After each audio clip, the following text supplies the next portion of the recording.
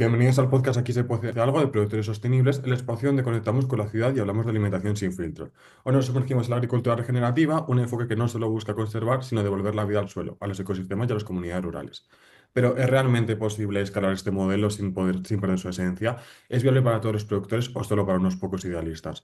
Para resolver estas preguntas y abrirnos nuevas perspectivas, contamos hoy con Ada Navarro Puche, consultora especializada en agricultura regenerativa. Su experiencia directa en proyectos del territorio nos ayudará a entender qué hay de idealismo y qué hay de realidad en este gran proyecto. La primera pregunta que me gustaría hacerte, Ada, es qué diferencia realmente entre la agricultura regenerativa y la convencional. Gracias, Héctor. Buenos días. Pues buena pregunta. Como bien decías, la agricultura regenerativa proviene de regenerar, ¿no? Es decir, de devolver esa vida al suelo y fomentar los procesos ecosistémicos, es decir, que los ciclos naturales funcionen correctamente. Entonces, lo que conlleva la agricultura regenerativa es ese foco y esa especial atención a este suelo lleno de vida, ¿no? Es decir, lo que buscamos son suelos como esponjas, buscamos suelos con cubiertas vegetales vivas y lo que se suele decir en agricultura regenerativa es lo que se dice las tres M's, ¿no? Un equilibrio entre materia orgánica, microorganismos y minerales. Esto sería, digamos, a nivel general lo que sería la agricultura regenerativa. Entonces, cuando me preguntas cuál es la diferencia, ¿no? Junto con la ecológica o la convencional, pues la agricultura convencional sería todo ese conjunto de prácticas que nos han llevado a la situación en la que nos encontramos ahora, que son suelos con poca vida y son suelos que han sido degradados. Por eso esa importancia de la agricultura regenerativa de regenerar y no solamente ese concepto de sostenible que sería el sostener, ¿no? Y en cuanto al ecológico, digamos que el ecológico es un sello que certifica ciertas prácticas o el no uso de ciertos insumos químicos. Entonces, esto es esa certificación, pero no implica que se esté cuidando o devolviendo esa vida al suelo. La intención es mucho mejor que esas prácticas convencionales, obviamente, pero muchas veces lo que decimos con la agricultura regenerativa es un paso más allá, ¿no? Ir más allá y cuidar esa estructura del suelo y fomentar esa vida. Entonces, no todo lo ecológico es regenerativo, ni todo lo regenerativo es ecológico, ¿vale? Te diría que es un depende. Por eso también nos gusta hablar del concepto de agroecología. Es decir, hay muchas personas que siguen una agricultura ecológica bajo esos principios de agroecología, donde sí que se cuidan todos esos procesos naturales y esa vida en el suelo. Wow. A mí me gustaría saber, para ponernos en contexto, cuáles fueron los retos, cuáles fueron los cambios principales o los retos que encontrasteis en el suelo para llegar a este nuevo proyecto. ¿Cuál fue ese punto de inflexión para introducir la gran agricultura regenerativa? Sí que es verdad que hay como varios detonantes que han hecho, ¿no? Llevar a los productores a este nuevo paradigma, digamos. De hecho, la FAO dice que hay 12 millones de hectáreas que se pierden cada año por sequía o desertificación. Y esto en el Mediterráneo lo que es que perdemos media tonelada de suelo fértil cada año debido a la erosión por estas prácticas que estábamos hablando antes que degradan el suelo. También por su relación con el agua, es decir, cuando tú tienes suelos esponjosos, como estábamos hablando antes, lo que hacemos es aumentar esa capacidad de infiltración del agua. Entonces el agua infiltra, ¿no? Llena esos acuíferos en vez de que se vaya toda erosionada junto con ese suelo fértil. Entonces, claro, muchos de los productores, ¿no? Esto, algunas voces que lo expresan así, dicen, claro, veíamos que estábamos luchando todo el día, ¿no? Luchas contra la naturaleza, luchas con las hierbas, las malas hierbas, ¿no? Que se suele decir mucho. Bueno, en agricultura regenerativa se fomenta que haya una cubierta vegetal llena de vida, ¿no? Llena de esas plantas que se les llama bioindicadoras, no malas hierbas, sino que nos indican en qué estado se encuentra el suelo para cuidarlo, ¿no? Y para ir evolucionando. Entonces, claro, ese paradigma de estar constantemente luchando, de decir, ¿qué está pasando? No tengo polinizadores, esto me está generando un problema, ¿no? Porque no estoy pudiendo producir la cantidad que estaba produciendo antes. Y aquí también hago un pequeño paréntesis y es que más del 80% de los cultivos comestibles en la Unión Europea depende de polinizadores. ¿Qué pasa? La cantidad de polinizadores ha bajado drásticamente. Entonces, esto es un problema real, ¿no? Que nos encontramos y que los productores dicen, wow, no estoy teniendo polinizadores. Entonces, estos son muchos, ¿no? De los indicadores de, vale, hay algo que tenemos que cambiar. O sea, es un cambio de paradigma que se tiene que abordar de alguna forma. A mí la siguiente pregunta me gustaría hablar del precio. El producto regenerativo sabemos que suele ser más caro que el convencional. Me gustaría saber qué lo justifica, qué aporta en términos de salud, de en aporte nutricional o cuáles son esos puntos tan positivos que tiene.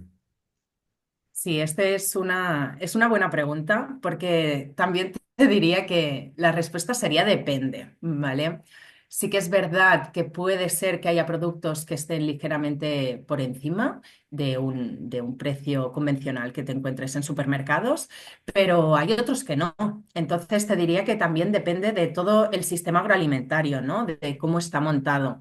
En cuanto al sistema agroalimentario regenerativo, pues te diría que hay distintos, bueno, sí, distintos sistemas. Es decir, hay productores que lo que están haciendo es, además de transformar la forma en que producen los alimentos, ellos mismos han construido nuevos modelos de negocio donde ellos mismos hacen la distribución, la atención al cliente y venden directamente al consumidor final. Eso lo que hace es reducir todas esas cadenas de distribución que se encuentran en medio y que muchas veces se llevan comisiones, de modo que hay muchos productores que pueden elegir qué precio ponen y tener unos márgenes que para ellos ya son rentables y que para el consumidor pueden acceder a estos alimentos con un precio muy asequible, ¿no? Entonces, por eso te decía que un poco depende de cuál es el sistema, ¿no? Lo que estamos viendo es este cambio de tendencia, porque lo convencional, ¿no? Suele ser pues productores que llevan al mercado convencional sus productos, entonces ellos no tienen la capacidad de elegir el precio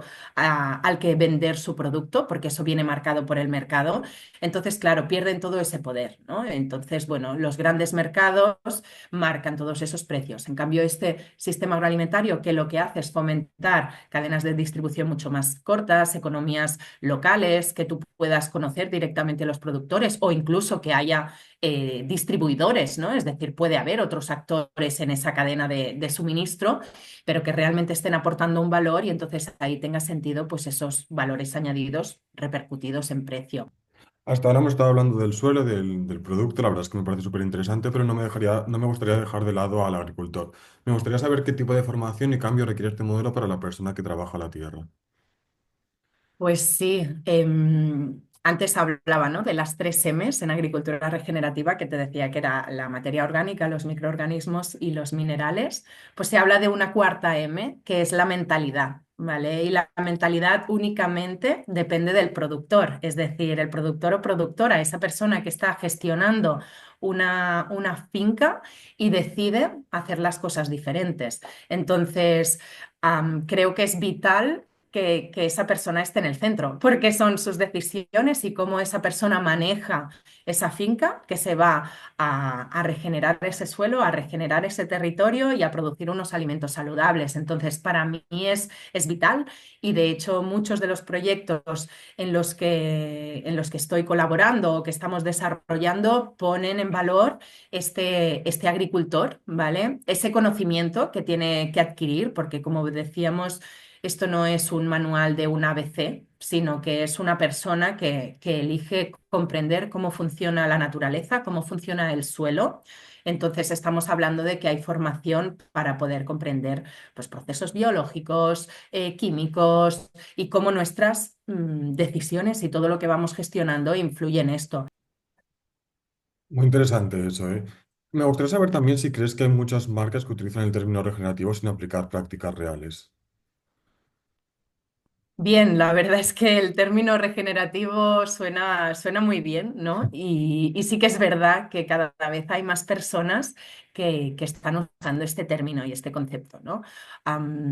No lo sé si lo usan sin, bueno, sin todo ese contenido que lleva la palabra o si solamente es una etiqueta, ¿no? Decir que desde la Unión Europea están trabajando mucho el tema del greenwashing para evitar, ¿no? Que las grandes marcas empiecen a usar conceptos sin que realmente se estén aplicando. Pero sí que es verdad que hay un rango muy amplio, ¿no? En qué es regenerativo, qué no es regenerativo. Lo importante es tener una propia definición, porque es verdad que no existe actualmente ese sello que defina lo que es la agricultura regenerativa, pero sí que hay muchas entidades que llevan mucho tiempo trabajando para fomentar este tipo de agricultura, que tienen claro que la agricultura regenerativa va vinculada a toda esta salud del suelo, a todos los procesos ecosistémicos, a cuál es la calidad de vida de los productores y las productoras, de cómo son estas economías. Entonces, creo que es importante poder compartir este concepto de regenerativo añadiendo, ¿no?, todo lo que para nosotros es realmente regenerativo. Claro. Al hilo de esto, comentabas las grandes industrias. Me gustaría saber si puede un gran grupo industrial adoptar la regeneración sin caer en en la incoherencia. Pues sí, es buena pregunta porque sí, te diría también depende, ¿no? Supongo que bueno, creo que tampoco soy yo la persona que pueda decir, ¿no? Ostras, ¿puede este grupo industrial hacer esto o no? Yo creo que las cosas van más mm, a nivel de voluntad, ¿no? De cuál es ese propósito real que te mueve a optar por esa forma, ¿no?, de producir alimentos.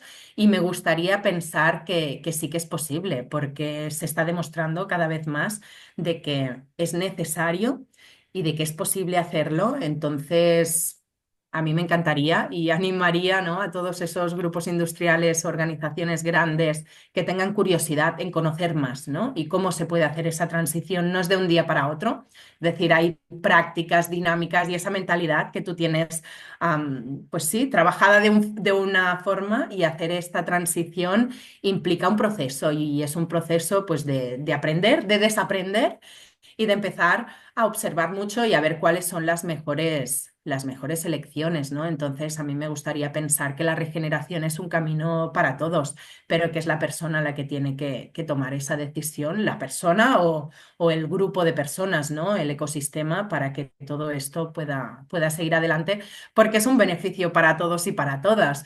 Al final, consumir este tipo de alimentos, producir de esta forma, lo que hace es cambiar la realidad en la que vivimos, y eso nos empodera, porque muchas veces pensamos que, bueno, las cosas están muy mal, yo no puedo hacer nada, y es sí, sí, todos podemos hacer, ¿no? Todos podemos hacer cuando tú eliges consumir este producto, este otro, producir de esta forma o de esta otra. Eso está influyendo en cómo construimos entre todos este territorio en el que vivimos. Perfecto. Hemos hablado antes del precio y me gustaría también saber un poco la visión del consumidor. ¿Crees que la gente está dispuesta a pagar más por productos regenerativos? ¿Visualizar esta agricultura como un lujo para unos pocos o como un modelo para toda la población? Sí, hemos hablado antes del precio, ¿no? Es algo como más complejo, pero yo creo que es una cuestión de prioridades. Es decir, si para ti priorizas una alimentación saludable, vas a buscar, vas a elegir en base a esos criterios de salud, a nivel de productos que no han usado químicos, a nivel de productos que lo que están haciendo es regenerar, ¿no?, a ti, pero también a ese medio ambiente, que además están ayudando a otros productores y productoras a tener una profesión digna, con oportunidades. Entonces, para mí es esta cuestión de prioridades y de mentalidad. Y en este sentido también quiero destacar que la experiencia que vamos viendo es que se está construyendo un nuevo paradigma de la persona productora. Es decir, el típico campesino pagés ya no es tanto este perfil, sino que son personas que muchas veces vienen de lo que ellos dicen otra vida, incluso en ciudades, en empresas, vienen de universidades, ¿no? Y dicen, no, no, es que yo elijo esta vida, ¿no? Porque me hace feliz, porque para mí da sentido y yo sé que ese es el camino que yo tengo que hacer. Entonces, claro, entre todos eh, es importante que cambiemos este chip, ¿no? Y que lo veamos como algo, veamos y lo vivamos como algo digno y algo que, wow, se valore, ¿no? Son las personas que nos están alimentando. Claro. Eso es muy importante, sí. Hablabas de cambiar el chip y me gustaría cerrar la entrevista, ya estamos casi acabando, y me gustaría un breve mensaje sobre cómo influye la agricultura regenerativa en la salud, la economía del agricultor, el contenido nutricional del producto. ¿Cómo podemos identificar un producto, un restaurante que apueste de verdad por este movimiento? ¿Haría falta un sello o algo distintivo? para mí, la forma de dar valor a todo esto es justamente lo que estamos haciendo ahora, comunicar, ¿no? Comunicar por qué es diferente. Es decir, tú cuando vas ahí a comprar y ves un tomate u otro, lo que no puede ser es que tú estés comparando, tomate y tomate, ¿no? Pero tú no ves todo lo que hay detrás. ¿Quién hay detrás? ¿Cómo está cuidando el suelo? ¿Cómo ese alimento, ese tomate tiene un valor nutricional mucho mayor que el otro? Tú al final lo que haces de forma normal, comparas por el nombre, es un tomate, y un precio y otro precio, ¿no? Y es no, lo que tenemos que hacer es comunicar, ya sea porque el precio es más caro o más barato, independientemente del precio. O sea, lo que queremos es poner en valor otro tipo de alimentación y de productos. Entonces, el rol del restaurante para mí es clave, ¿vale? Porque lo que permite es como una ventana, ¿no? El decir, opto por estos productos, pero también el reto de comunicarlo, es decir, que no se quede solo en la elección del chef o del gestor del restaurante, sino que se comunique en la carta y se diga, mira, esto es con este producto de aquí, del productor de allá, que hace no sé qué, que hace no sé cuántos. ¿Por qué? Porque al final eso es lo que lo pone en valor y le da esa relevancia. Y entonces el consumidor, ¿no? Tú cuando vas allí a un restaurante, tú ves, mira, esto está producido con esto, esto y esto, ¿no? Porque igual que en casa, yo hace muchos años, ¿no? Que consumo producto agroecológico y regenerativo. O sea, yo igual que en casa, cuando yo hago la compra, digo esto sí o esto no, pues si yo el día de mañana puedo encontrar restaurantes que también estén optando por esto, que cada vez los hay más, pues que también sea un criterio de elección. Mira, es que yo quiero ir a comer afuera a este restaurante que sé que le está comprando la carne aquí o la verdura allá o lo que sea, donde sea, ¿no? Claro. Entonces yo creo que eso es vital. Pues yo muchas veces lo que recomiendo desde la parte de comunicación y de cómo dar valor al proyecto es al final el mejor sello que tú puedes tener es tu propia marca. ¿Por qué? Porque como tú tienes la capacidad de hablar pues con el restaurante, con el que sea, con todos, ¿no? Tú tienes esa capacidad de construir ese valor y esa autoridad que hay detrás de esa marca y al final eso es un sello. Entonces es un sello de confianza, es un sello de calidad y esto pues responde, ¿no? a lo que planteabas, ¿no? De cómo identificar este producto como algo diferente. También entiendo por qué han salido los sellos, porque al final estas grandes cadenas de distribución donde ese producto hace 4.000, 5.000 kilómetros, claro, la persona del inicio de esta cadena, ¿cómo va a compartir ese valor a la persona que ha pasado 5.000 kilómetros y llega a su casa? No tiene capacidad del productor compartir el valor. ¿Cómo lo hace? A través de un sello. Decimos, vale, vamos a poner un sello, ¿no? Que está regulado, entonces la persona que consume sabe que eso implica pues esta calidad o esta identificación específica. Pero cuando se construyen estos nuevos modelos de negocio y este sistema agroalimentario diferente, pues esa propia marca es un sello de calidad y de confianza. Claro. Muy interesante eso. Así para acabar ya la entrevista, creo que lo hemos comentado ya antes, pero me gustaría saber muy brevemente si hay apoyo institucional realmente. Sí, es buena pregunta. Yo creo que sí, que hay al menos interés, hay mucho interés, ¿vale? Cada vez más. Y sí que es verdad que, por ejemplo, la aceleradora esta de la que te estaba hablando, que estamos a punto bueno, estamos ya preparando la segunda edición. Esto fue un proyecto que presentamos al Departamento de Empresa y Trabajo de la Generalitat de Cataluña, ¿no? Entonces, han sido desde las propias instituciones donde se dice, sí, vamos a valorar este proyecto y queremos que esto tire adelante. Perfecto. Pues hasta aquí el episodio de hoy de Aquí se cuece algo de productos sostenibles, donde no solo hablamos de conservar, sino también de regenerar.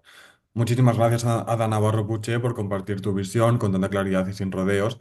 Si te ha gustado esta conversación, síguenos en Instagram, @productores sostenibles, y suscríbete al podcast en tu plataforma favorita y compártelo con alguien que realmente crea en un futuro más vivo en el campo. En la descripción te dejamos los enlaces a las redes sociales y a la página web de Ada Navarro para que puedas conocer mejor el trabajo de Ada. Nos vemos muy pronto. Muchísimas gracias. Gracias.